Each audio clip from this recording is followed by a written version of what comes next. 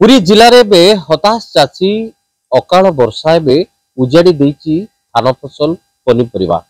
पुरी जिला कथा जदि आम कह पाखापाखि 50,000 हेक्टर धान फसल होता बेले आकलन कर प्रशासन केते हजार हेक्टर धान फसल नष्ट होती। गोटेपटे चाषी आर्थिक मानदंड भांगुची जो आशा रखी चाषी की अमल कले मंडी में दब धान अनेक समय आनिथिबा ऋण सुझिब एवं परिवार प्रतिपोषण करिवो।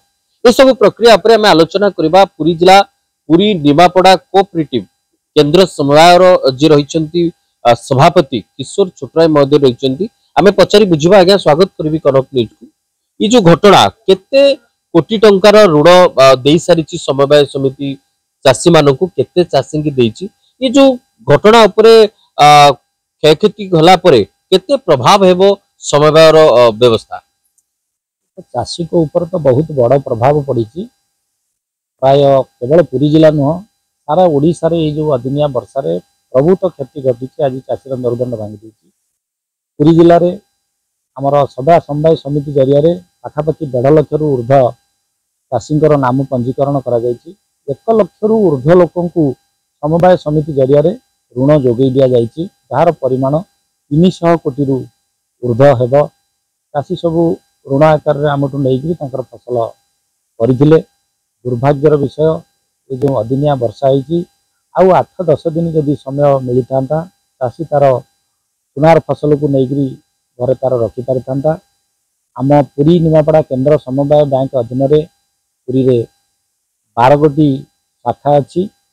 206टी पुराणा समवाय समिति थिला, एबे 31 गोटी नुआ समवाय समिति गठन करा जाय समुदाय 237टी सेवा समवाय समिति जरिया 1 लाख रु ऊर्ध चाषी को पाखापाखि 300 कोटी रु ऊर्ध टंका समवाय समिति तरफ जोगे दिया जाय।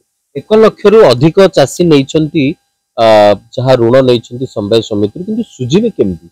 वर्तमान जहाँ स्थिति मंडी रो अवस्था कौन, मंडी केबे खुलिबो, जो मंडी धानर जो मान कथा कह जाउतला से तो अवस्था एभली ता पई सब कौन व्यवस्था करा जायछि। मंडी कथा जदि कहबा एवं सुझिबार ऋण सुझिबो केमती सेमती किछि छाड़र व्यवस्था आसलेनी कि नहीं? छाड़र व्यवस्था समवाय समिति जरिया हुए। समवाय समिति चाषी को ऋण जोगे दिए। क्रॉप कटिंग समय सरकार जो विभिन्न संस्था अच्छी या 3टी संस्था आकलन करती। गोटे है राजस्व विभाग, गोटे है कृषि विभाग और गोटे है स्टाटिस्टिकाल। 3 विभाग मिलित इनक्वारी पर जहाँ गोटे रिपोर्ट फिक्स करा जाए से सरकार को लेकिन उत्थापन करती। उपस्थापन कलापर सरकार विधिवत भाव में एतिकी परसेंटेज लॉस होला बोली घोषणा करती। सही मुताबक इंश्योरेंस मिले। किंतु मोर ये कहबार तात्पर्य गोटे ऋणी जितेबाला ऋण नहीं थाए तार आमर राज्य स्तर में गठित विशेषज्ञ कमिटी द्वारा क्रेडिट लिमिट बा स्केल ऑफ फाइनेंस फिक्स करा जाय थाए। जोटा को गोटे पैडी मु एग्जांपल दउची। गोटे लोक धान चाष करने एकर पिछा बिहन किणवाठू आरंभ करी चाष करवा, तली पकेवा, धान रोइबा, बाछिबा, औषध पकेवा, सार प्रयोग करवा एवं ताकू अमल करी नहीं तार भाड़ी पटारे थोइबा पर्यंत 30,000 टंका खर्च हुए। 30,000 टंका खर्च कले चाषीटी लक्ष्य रखी थाए तार वर्ष जाकर इनकम निश्चित भाव में से 50,000 रु 60,000 टंका पाए। 30,000 टंका नहीं ऋण आकार से सुझिला परे अवशिष्ट टंकार ता परिवार को से वर्ष सारा चलैबा लक्ष्य रखी थाए। किंतु दुर्भाग्यर विषय ए वर्ष जो क्षयक्षति है चाषी प्राय 100 रे लॉस होती। तेणु सरकार जदि संपूर्ण आकलन करी 100% क्षति घोषणा करती चाषी से कौन उपकार पाइब नहीं। इंश्योरेंस कंपनी ऋण देइथिबा परिमाणर इंश्योरेंस करा जाय थाए। तेणु चाषी इंश्योरेंस कंपनी 30,000 टंका जोगैले चाषी नहीं ऋण को परिशोध करिवो। भविष्य में तार जो परिवार चलैबा जो पुंजी ता पाखरे रहिबा कथा सेटा रहिबो नाही। तेणु आपण मानक जरिया निश्चित भाव में सरकार को निवेदन करी एप्रति ध्यान देई जेते संभव अधिका परसेंटेज डिक्लेयर कले ऋणी तार संपूर्ण ऋण छाड़ पाइबा सक्षम हेबो।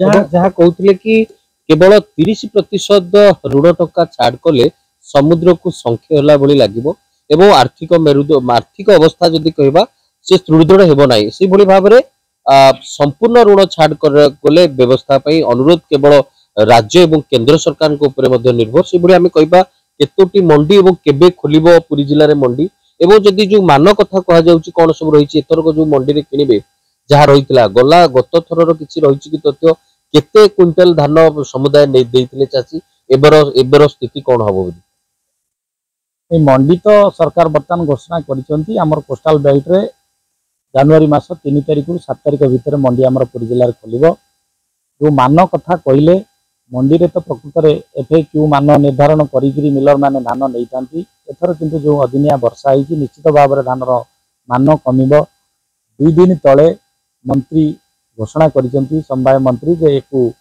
मान रे टिके कंप्रोमाइज करी धान किना जिवो चाषी जे भली असुविधा न पड़े से प्रति ध्यान दबा पई सरकार पुरी जिले में केते धान किना पुरी जिले में पाखापाखि 1.5 लाख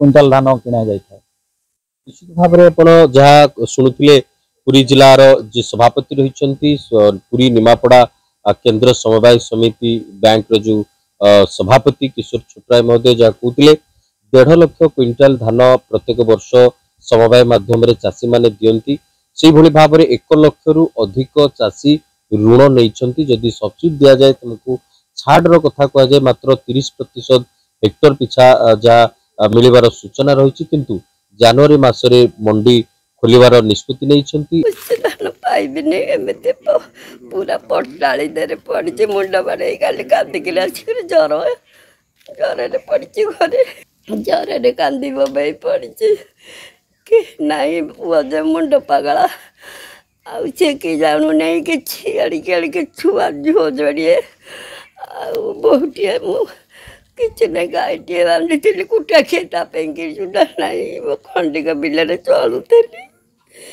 ये 5 किलो चाउल देवे जे कौ आड़िकी पाइब।